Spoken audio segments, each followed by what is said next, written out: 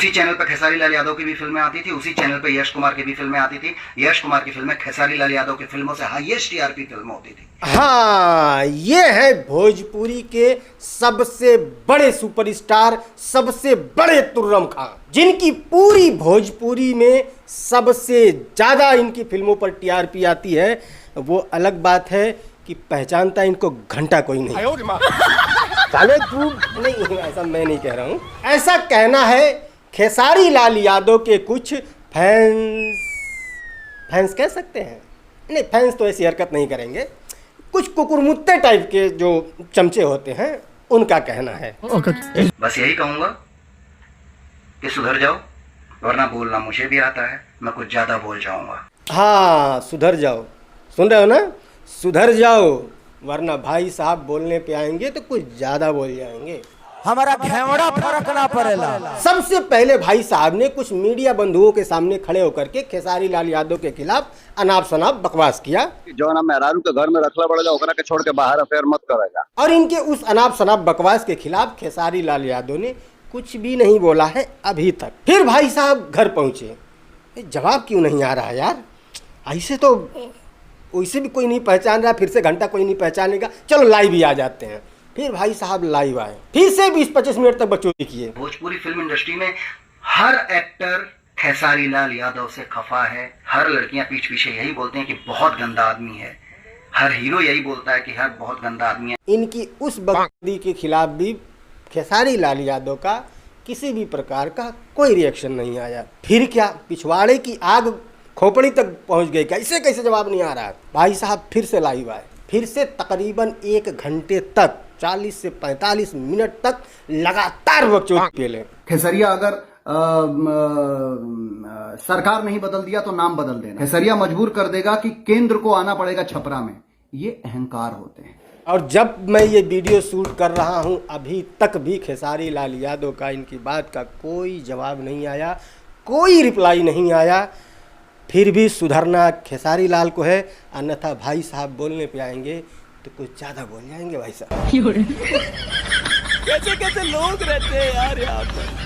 तो क्या हाल है, ठीक है। खेसारी लाल यादव की नंग धड़ंगी गालीबाज गैंग का काम बढ़ गया है, लोड बढ़ गया है, प्रेशर आ गया है, ओवर टाइम पे ओवर टाइम करना पड़ रहा है। मोदी जी से भी ज़्यादा प्रेशर है इन लोगों के ऊपर। मोदी जी सिर्फ 18-18 घंटे काम करते हैं, लेकिन इन लोगों को 22-22 घंटे काम करना पड़ रहा है। रात को बिस्तर पे जब सोने जाते हैं, जैसे ही पहली झपकी लगने वाली होती है, अचानक से याद आता है कि अरे भाई उसको तो अभी गरियाना बकिया है। फिर मोबाइल उठाते हैं, तोरी माई के हऊ, हाँ अब कोटा पूरा हुआ। फिर सोने जाते हैं, जैसे ही नींद लगने वाली होती है, फिर याद आता है कि अरे अभी तो एक नया आया है श्रेष्ठा फिल्म वाला, उसको तो गरियाना बकिया है, हाँ तोरी बहनिया के हऊ, अब कोटा पूरा हुआ। फिर सोने जाते हैं, अचानक से याद आता है कि अरे भाई पवन सिंह को गरियाने का तो लाइफ टाइम ठेका मिला हुआ है, वो तो हम भूल ही गए, हाँ तोरी बहन के हऊ। हाँ, ऊपर से अब एक और नाम जुड़ गया है, यश कुमार, उसको गरियाने के लिए अलग से टाइम निकालना पड़ रहा है। बताओ कितना प्रेशर है खोपड़ी के ऊपर। अब देखो, ऐसा नहीं है कि ये सिर्फ खेसारी लाल यादव की नंग धड़ंग गैंग करते हैं, पवन सिंह के पास तो इससे भी बड़ी नंग धड़ंग गैंग है। वो तो 24 में 25-25 घंटे काम करते हैं, हाँ 1 घंटा एक्स्ट्रा करना पड़ता है। उनको ज्यादा काम इसलिए करना पड़ता है कि भैया जिनकी दुश्मनी पवन सिंह के साथ है उनको तो गरियाना ही है। उसके अलावा खेसारी लाल यादव का जिन जिन से भी लफड़ा होता है, उन सब की तरफ से मोर्चा संभालने का ठेका जो है वो पवन सिंह के ही नंग धड़ंग आर्मी के पास है भाई। सॉरी, आर्मी नहीं बोलना चाहिए, गैंग। हाँ, चाहे खेसारी लाल यादव का निरहुआ के साथ पंगा हो जाए तो निरहुआ की तरफ से आके खेसारी लाल को गरियाना है, चाहे खेसारी लाल यादव का काजल राघवानी के साथ कोई विवाद हो जाए तो काजल राघवानी की तरफ से मोर्चा संभालना पड़ता है। खेसारी लाल यादव का किसी के भी साथ कोई पंगा हो जाए तो उनकी तरफ से मोर्चा इन्हीं लोगों को संभालना पड़ता है, पवन सिंह के नंग धड़ंग गैंग को। तो उनके पास तो भैया बहुत काम है, 24 घंटे में 25 घंटे काम करते हैं वो लोग। भाई साहब कुछ ज्यादा नहीं हो गया है? तो मुद्दे पे आते हैं, ठीक है। हम बात करने आए हैं एकदम नए नवेले ताजा तरीन विवाद के बारे में, जो फिलहाल अभी शुरू हुआ है यश कुमार वर्सेस खेसारी लाल यादव के बीच में। जितने लोगों ने मैसेज किया है 95% लोगों के सरनेम के पीछे यादव लिखा हुआ है। खैर तसल्ली से बात करेंगे, बट जैसा कि आपको पता है कि आज की ग्लोबल न्यूज ने एक बार फिर से मार्केट हिला दिया, और जो लोग इन्वेस्टेड नहीं थे वो लोग दूसरों का पोर्टफोलियो देखते रह गए। मैंने कुछ ही दिन पहले मार्केट वुल्फ से आपको इंट्रोड्यूस करवाया था, जिससे काफी लोगों को उनके फाइनेंशियल जर्नी में बहुत फायदा हुआ है। यहाँ सेबी लाइसेंसेड एक्सपर्ट जो है वो आपको ट्रेडिंग में गाइड करते हैं, वो भी बिल्कुल फ्री में। मार्केट वुल्फ एक स्टॉक ब्रोकर ऐप है जो सेबी से रजिस्टर्ड है। यहाँ आप ट्रेडिंग की शुरुआत कर सकते हैं सिर्फ 99 के लाइफ टाइम फी पर, और यहाँ पर कोई भी ईयरली मेंटेनेंस चार्ज या कोई हिडन चार्ज भी नहीं है। चलिए मैं आपको दिखाता हूँ कि इसको आप बहुत ही आसानी से कैसे इस्तेमाल कर सकते हैं। सबसे पहले मैंने यहाँ पर पिन डाल करके लॉगिन कर लिया। इसमें जो फॉलो ट्रेंड का फीचर है वो आपको रियल टाइम में वो ट्रेड दिखाता है जो सबसे मूविंग और प्रॉफिटेबल होता है। यहाँ पर देखिए मैंने बस फॉलो ट्रेड पर क्लिक किया, इंस्ट्रूमेंट चार्ज और ट्रेड डिटेल्स चेक की, ट्रेड को प्लेस किया और बस मेरा ट्रेड चालू हो गया। यहाँ पर बैठ करके आप अपना ट्रेड लाइव मॉनिटर कर सकते हैं। और इस ऐप की एक और खासियत है कि आप यहाँ पर एक अपनी बहुत ही छोटी इन्वेस्टमेंट अमाउंट से भी ट्रेडिंग स्टार्ट कर सकते हैं। इस ऐप में इनबिल्ट स्टॉप लॉस का फीचर है जो आपको नुकसान से बचाता है। यहाँ पर देखिए मेरा लाइव ट्रेड चल रहा है, मैंने बस स्टॉप ट्रेड ऑप्शन पर क्लिक किया और बस 1476 का प्रॉफिट बुक हो चुका है, वो भी सिर्फ 3 टैप में। मार्केट वुल्फ ऐप आपको फ्री रिकमेंडेशन भी देता है। आप यहाँ पर देखिए जिन लोगों ने इनके हिसाब से रिकमेंडेशन फॉलो किए थे उन्होंने लगातार 3 महीने अच्छे प्रॉफिट बुक किए हैं। पहले महीने में 57,170, दूसरे महीने में 70,468 और तीसरे महीने में 59,696 का प्रॉफिट यूजर्स ने कमाए हैं भैया। और सबसे बढ़िया बात यह है कि इस रिकमेंडेशन के लिए मार्केट वुल्फ आपसे कोई कमीशन चार्ज नहीं करता। यह पूरा प्रॉफिट आपका होता है जो आपके अकाउंट में ट्रांसफर हो जाता है। मार्केट वुल्फ ऐप इंडिया में बहुत तेजी से बढ़ रहा है, इसको इस्तेमाल करना बहुत ही आसान और बहुत ही सिक्योर है। तो देर किस बात की, इसका लिंक मैंने डिस्क्रिप्शन और पिन कमेंट दोनों जगह पे दे दिया है। Go and check out market wolf. खैर तो अब आते हैं मुद्दे पर। तो देखो मैटर कुछ यूं है कि यश कुमार जो है, यश कुमार मिश्रा इनका शायद पूरा नाम है, मैं यश कुमार के ही नाम से जानता हूँ। हाँ भाई मैं जानता हूँ, ठीक है, मैं उन नंग धड़ंग गैंग में से नहीं हूँ कि भाई मैं पहचानता, ऐसे के नहीं पहचानते भाई, इतना बड़ा सुपरस्टार तुम पहचानते नहीं। कौन है यश कुमार? कौन है यश कुमार? हम तो नहीं जानते। तो नहीं जानते हो तो यश कुमार की आईडी सर्च करके क्यों आए? मैं पहचानता हूँ। ये भाई साहब किसी अवार्ड शो में गए थे, वहां से जब वापस आ रहे थे तो पटना एयरपोर्ट पर कुछ मीडिया वालों ने इनको घेर लिया और सवाल पूछे खेसारी लाल यादव के चुनाव के बारे में। हाँ, जो विधानसभा का चुनाव हुआ था जिसमें खेसारी लाल यादव छपरा से चुनाव लड़े थे और हार गए थे। मैटर काफी पुराना है, तकरीबन 6 महीने हो गए चुनाव को। अब उस चुनाव में खेसारी लाल यादव की हार को लेकर के यश कुमार से मीडिया वालों ने सवाल किया। अब वहां पर यश कुमार चाहते तो ये बोल सकते थे कि हाँ भाई चुनाव है, नेतागिरी में बहुत सारे नेता बहुत कुछ बोलते हैं, रात गई बात गई हटाओ, बोल के आराम से वो निकल सकते थे। बट नहीं भाई, राजनीति खेल गया। खेसारी लाल यादव को ज्ञान देने बैठ गए कि चीजों को सोच समझ के बोलना चाहिए, उनको शब्दों का ज्ञान नहीं है। और शब्दों का ज्ञान होना बहुत जरूरी है, वो जब भी बोलें। चलो यहाँ तक भी ठीक है, खेसारी लाल यादव कुछ ज्यादा बोलते हैं, इसमें कोई दो राय नहीं है, उनको सोच समझ के बोलना चाहिए। और आप उनसे बड़े हैं तो उनको समझा रहे हैं, अच्छी बात है। बट भाई डबल गेम खेल गया फिर से। आगे ये कहते हैं कि हमार मेहरारू घर में रहे और हम 10-10 को गर्लफ्रेंड लेके घूमी तो ये सही ना है ना। हमारे मेहरारू घर में रहे, हम 10 को मेहरा लड़की लेके घूमी तो और मतलब नहीं है ना। ये भी बात बिल्कुल सही है, करेक्ट एकदम। बट इसके तुरंत बाद मीडिया वाला इनसे जब पूछता है व्हाट अबाउट निरहुआ, बंदा इससे 2 सेकंड में पलट जाता है। दिनेश जी काफी सुलझे हुए अभिनेता हैं, काफी अच्छे अभिनेता हैं। ये इंटरव्यू कब का है? याद रखना कि गर्लफ्रेंड घुमाना सिर्फ और सिर्फ खेसारी लाल यादव के लिए निषेध है। हाँ, देख ला मौसा। पत्रकार ने इनसे पूछा कि निरहुआ ने अपने एक इंटरव्यू में कहा कि हमें अपनी पत्नी से कभी प्यार नहीं हो पाया। भाई का जवाब क्या था पता है? मैंने वो इंटरव्यू देखा नहीं है, सच में नहीं देखा है। मैं ये इंटरव्यू देखा नहीं हूँ, अगर देखा होता तो मैं बताता, सच में नहीं देखा है। इनके हिसाब से निरहुआ बहुत ही सुलझे हुए व्यक्ति हैं, बहुत ही बेहतरीन व्यक्ति हैं, बहुत अच्छे इंसान हैं, सब कुछ अच्छा है उनके अंदर। दिनेश जी काफी सुलझे हुए अभिनेता हैं, काफी अच्छे अभिनेता हैं। ये फिर भी ये भाई साहब अच्छे इंसान का इंटरव्यू नहीं देखते हैं। वहीं पर सबसे घटिया इंसान पूरी इंडस्ट्री का, सबसे बेकार इंसान खेसारी लाल यादव, जो सनातन विरोधी है, 10-10 को गर्लफ्रेंड घुमाता है, सारी बुराइयां उसी के अंदर है। उसका ये भाई साहब एक रील तक देखे हुए हैं। हाँ, उसके एक मोमेंट पे इनकी नजर है। मंदिर के बारे में खिलाफत में न बोलें। इनका जो 43-42 मिनट का जो इन्होंने लाइव वीडियो किया है ना, उसमें इनकी बात सुनिएगा। उसने पूरे चुनाव में क्या क्या बोला है सब कुछ इन्होंने देखा है और इनको सब कुछ याद है। खेसरिया अगर सरकार नहीं बदल दिया तो नाम बदल देना। कौन कौन सा उसने गलत काम किया है सब कुछ इनको याद है, इन्होंने सब कुछ देखा हुआ है। खेसरिया मजबूर कर देगा कि केंद्र को आना पड़ेगा छपरा में। मतलब कि इतने बेकार व्यक्ति को ये लोग देखते हैं, अच्छे व्यक्ति को ये लोग नहीं देखते ना। यही मतलब हुआ ना भाई साहब। निरहुआ बहुत अच्छे इंसान है, बट उन्होंने अपने इंटरव्यू में क्या बोला आपने देखा ही नहीं। अच्छे इंसान को आप नहीं देखते हो, फॉलो नहीं करते हो, घटिया इंसान को इंसान है यार। तुम्हें शर्म है कुछ? असल में बात यह है ना भाई साहब, निरहुआ जो है वो सत्ता पक्ष वाली पार्टी से बिलोंग करता है, राइट, बीजेपी से है वो। और हमारी जो भोजपुरी फिल्म इंडस्ट्री है, चाहे एल्बम इंडस्ट्री, आप एक बार नज़र घुमाएंगे ना तो आपको पता चलेगा कि पूरी की पूरी इंडस्ट्री जो है वो बीजेपी प्रो है। और इस बीजेपी प्रो लॉबी के अंदर एक अकेला इंसान कोई दूसरी पार्टी चुन लेता है। सारे पिछवाड़े की जलन यही है कि आज वो खराब व्यक्ति है, आज वो गंदा इंसान है, आज वो सनातन विरोधी है, सब कुछ है क्योंकि उसने अलग बीजेपी से अलग पार्टी चुन लिया है। That's it. आज अगर वो बीजेपी ज्वाइन कर लेना, मैं लिख के देता हूँ, आज वो दुनिया का सबसे अच्छा इंसान हो जाएगा। जैसे बंगाल का शुवेंदु अधिकारी हो गया, जो दिन दहाड़े वीडियो में रिश्वत लेते हुए पकड़ा गया था। कैमरा के सामने टीवी पे देखा कि नहीं देखा आपने? जैसे आसाम का सीएम क्या नाम है उसका, हेमंता बिस्वा शर्मा हो गया, जिसके घोटालों के बारे में अमित शाह कहते हुए नहीं थकते थे कि सबसे बड़ा आसाम में घोटालेबाज अगर कोई है तो वो हेमंता बिस्वा शर्मा है। आज उसने बीजेपी ज्वाइन कर लिया है। आज हिम्मत है उनकी कहने की। जी मैं जवाब देना नहीं चाहता इसका, इस तरह से क्वेश्चन नहीं करते। सेम वही चीज यहाँ भी हो सकता है अगर खेसारी लाल यादव बीजेपी ज्वाइन कर लें। जो आज लोग खेसरिया को सनातन विरोधी बता रहे हैं ना, कल उसी की चमचई करते हुए ये लोग नजर ना आ जाए तो फिर कहना। जैसे ये लोग आज रवि किशन की चमचई करते हैं, जैसे ये लोग निरहुआ की चमचई करते हैं। खेसारी लाल यादव की बात में इनको अहंकार नजर आता है। ये अहंकार होते हैं क्योंकि उसने चुनाव में ये कह दिया था कि मैं पूरे केंद्र को बिहार में उतार दूंगा। खेसरिया मजबूर कर देगा कि केंद्र को आना पड़ेगा छपरा में। बिहार में मैंने सरकार नहीं बदल दिया तो मेरा नाम बदल देना, यही कहा था ना खेसारी लाल यादव ने। खेसरिया अगर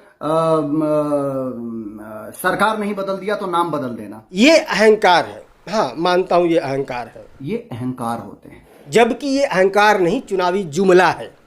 हाँ, जैसा अमित शाह जी कहते हैं आज चुनावी जुमला है वो सब। ये भाषण देने का एक तरीका है, एक जुमला है। वैसे ही ये भी चुनावी जुमला है। हर चुनाव में हर पार्टी इस तरह से दावे वादे करती है। ये जस्ट एक चुनावी जुमला है। फिर भी आपके हिसाब से मैं मान लेता हूं कि ये उसका अहंकार है। उसका अहंकार इनको नजर आया भाई साहब को। बट दिनेश लाल यादव के इस बयान के बारे में आपका क्या ख्याल है? सबसे पहले तो मैं आपको ये बताता हूँ कि मुझे हराने वाला कोई पैदा नहीं हुआ है। इधर ही दम है बोलने की कि ये अहंकार है। क्या लगता है आपको, ये अहंकार नहीं है? मुझे हराने वाला कोई पैदा नहीं, ये अहंकार नहीं है ना। मैं ईश्वर के लिखे हुए लेख को भी हटा सकता हूँ, मिटा सकता हूँ। है पिछवाड़े में दम बोलने की? नहीं भाई, वो तो अपनी विचारधारा वाला व्यक्ति है, ऐसे कैसे उसके खिलाफ बोल देंगे, राइट। खैर आगे बढ़ते हैं। तो चूंकि इन्होंने खेसारी लाल यादव के खिलाफ बयान दे दिया, अब इसके बाद हुआ ये कि खेसारी लाल यादव के जो फैंस हैं, फैंस में कई प्रकार के फैंस होते हैं। कुछ ऐसे होते हैं जिनको सिर्फ गीत गानों से मतलब है, बाकी उनके पर्सनल लाइफ में क्या चल रहा है कोई लेना देना नहीं होता। असल में वही फैंस होते हैं। लेकिन कुछ अलग टाइप के भी होते हैं, जो मैंने बताया ना, नंग धड़ंग गैंग। हाँ, उस टाइप के भी लोग होते हैं। और वही गैंग इन भाई साहब के वीडियो के कमेंट में इंस्टाग्राम पे, फेसबुक पे जा करके लिखने लगे कि यश कुमार कौन है, मैं जानता ही नहीं। कौन है ये यश कुमार? कौन है यश कुमार? कौन है यश कुमार? हम तो नहीं जानते। तो नहीं जानते हो तो यश कुमार की आईडी सर्च करके क्यों आए? और कुछ लोग गाली गलौज भी, हाँ ठीक है, ये लोग करते हैं कि कृपया गाली गलौज ना करें, आपकी भी माँ है, आपकी भी बहन है। और इन गालीबाजों के खिलाफ मैं कई सारी वीडियो बना चुका हूं। मैं हमेशा बताता हूं हाँ भाई, इन लोगों के पास है इस टाइप की गैंग। नंग धड़ंग नाली में पैदा हुए कुछ हैं जो ऊट पटांग माँ बहन को गालियां ही से करते हैं। भाई उनकी पर्सनल लाइफ में जो बातचीत होती है वो उसी टाइप की होती होगी, इसीलिए उनके मुंह से सिर्फ वही निकलता है। और इसके शिकार जो है ना, इंडस्ट्री में बहुत सारे लोग हो चुके हैं, यहाँ तक कि यूट्यूबर तक। हमें भी बहुत सारे लोग ऐसे खेसारी की आलोचना कर दो, उसके कुछ 10-15 कुकुर मुत्ते आके कमेंट में हक के चले जाते हैं। पवन सिंह की थोड़ी आलोचना कर दो तो उसके कुकुर मुत्ते आके कमेंट में हक के चले जाते हैं। बट उन लोगों को मैं ये नीचे के बाल के बराबर भी नहीं समझता, मैं पहले ही बता चुका हूँ। ध्यान ही नहीं देता मैं उन लोगों की तरफ। हालांकि पहले फर्क पड़ता था, जब मैं शुरू में यूट्यूब पर आया था तब मैं वीडियो भी बनाया था इसके बारे में कि ये कौन लोग हैं जो उनको जाके गालियां देते हैं। भोजपुरी इंडस्ट्री के अंदर, एल्बम इंडस्ट्री हो या फिल्म इंडस्ट्री हो, बहुत सारे लोग ऐसे जिनको खेसारी लाल यादव से जलन है, जबकि पर्सनल उनको खेसारी लाल यादव से कोई दुश्मनी नहीं है। जलन है, क्यों है? इन्हीं कुकुरमुत्तों की वजह से, कि अगर किसी ने खेसारी लाल यादव की कोई थोड़ी सी कमी बता दी तो ये जाके उसको गाली देने लग जाएंगे। अब उस आदमी को खेसारी से नफरत हो जाती है, और इस टाइप के बहुत सारे लोग हैं। यहाँ पर भी यही हुआ है यश कुमार के साथ में। खेसारी से इनकी कोई दुश्मनी नहीं है। हाँ, हो सकता है जातिवादी, जैसे ये लाइव में बात कर रहे थे जात पात की, ये सब सुन के ऐसा लगता है कि बहुत खुन्नस पुरानी है इनकी जातिवाद को लेकर के। हाँ भाई साहब, जो है वो है, इनके अंदर खेसारी लाल यादव को लेकर जलन है, जिस टाइप से ये जात पात की बात कर रहे हैं। और खेसारी बाबू, तुम्हारे लिए एक एडवाइस है बाबू, उम्र में छोटे हो, जात में भी मैं तुमसे पंडित हूँ। और वो जलन, जब ये खेसारी के जो ये नंग धड़ंग जो जाके गाली गलौज किए हैं, वो जलन गुस्सा बन के इनका फूटा है। तो जब इनका गुस्सा बन के फूटा है तब ये लाइव आए हैं, और लाइव आने के बाद ये कहते हैं कि जो लोग मेरे इनबॉक्स में आके गालियां दे रहे हैं उनमें से 95% लोग यादव टाइटल वाले हैं। जितने लोगों ने मैसेज किया है 95% लोगों के सरनेम के पीछे यादव लिखा हुआ है। जातिवाद यहाँ तक नहीं, पूरा यहाँ तक भरा हुआ है भाई के, ठीक है ना। कहता है मैं जातिवाद नहीं करता हूँ। अगर सच में आपके इनबॉक्स में आपको गालियां देने वाले या आपको ना पहचानने वाले 95% यादव टाइटल वाले, आप एक स्क्रीनशॉट डालो उसका, हम भी देखना चाहते हैं कि 95% यादव टाइटल वाले हैं। असल में ये जो 95% का आप नंबर बताए हो ना, ये आपका यादवों से लेके जो जलन है ना वो दर्शाता है। आप कह सकते थे कि हाँ भाई कुछ लोग आके गाली गलौज कर रहे हैं, लेकिन नहीं, आपको जातिवादी कार्ड खेलना था। ऊपर से आप क्या कह रहे हैं, अपनी माँ बहनों से जाके अपने घर में पूछो। हाँ? और नहीं जानते हो तो अपने घर में जाओ, अपनी माताओं से पूछो, अपनी बहनों से पूछो कि यश कुमार कौन है। इतने बढ़ के 30 मार खा हो, ऊपर से आप उन्हें तमीज सिखा रहे हो बात करने की। भाई साहब, न्यूज वालों से बातचीत करने के बाद में अभी तक 2 बार लाइव आ चुके हैं, और दोनों बार ये पर्सनल खेसारी लाल यादव को ही टारगेट करते हुए नजर आए। भोजपुरी फिल्म इंडस्ट्री में हर एक्टर खेसारी लाल यादव से खफा है। हर लड़कियां पीछ पीछे यही बोलते हैं कि बहुत गंदा आदमी है। हर हीरो यही बोलता है कि हर बहुत गंदा आदमी है। जबकि खेसारी लाल यादव ने इनकी किसी भी बात का कोई रिप्लाई ही नहीं किया, कोई रिएक्शन ही नहीं किया है। इनकी तिलमिलाहट की असल वजह यही है, इनको चाहिए अटेंशन। गाना भी गाते हैं भाई साहब, मुझे तो नहीं याद है कि कोई गाना इनका चला भी है कभी। फिल्में भी बनाते हैं, हाँ, इनकी फिल्मों में कुछ फिल्में ऐसी हैं जिसने टीवी पर अच्छा परफॉर्म किया है, इसमें कोई दो राय नहीं है। ज़्यादातर फिल्में हिंदी फिल्मों की, 90 के दशक की हिंदी फिल्मों की कॉपी होती है इनकी फिल्म। यश कुमार की मैं बहुत सारी फिल्मों का ट्रेलर देखा हूँ, टीज़र देखा हूँ, कई सारे ट्रेलर या टीज़र पे वीडियो भी बनाया हूँ। ये टीवी के लिए अपना कंटेंट बनाते हैं और होता भी उसी लेवल का है। हाँ, मतलब समझ लीजिए इनके कंटेंट से बढ़िया यूट्यूबर की वीडियो होती है, ठीक है ना। खैर देखो, मेरा कहने का बस इतना मतलब है कि किसी की चमचागिरी में किसी को बुरा नहीं कहना चाहिए, ठीक है ना। हाँ, मुझे पता है कि आप किसे खुश करने के लिए खेसारी को टारगेट कर रहे हो, मुझे पता है।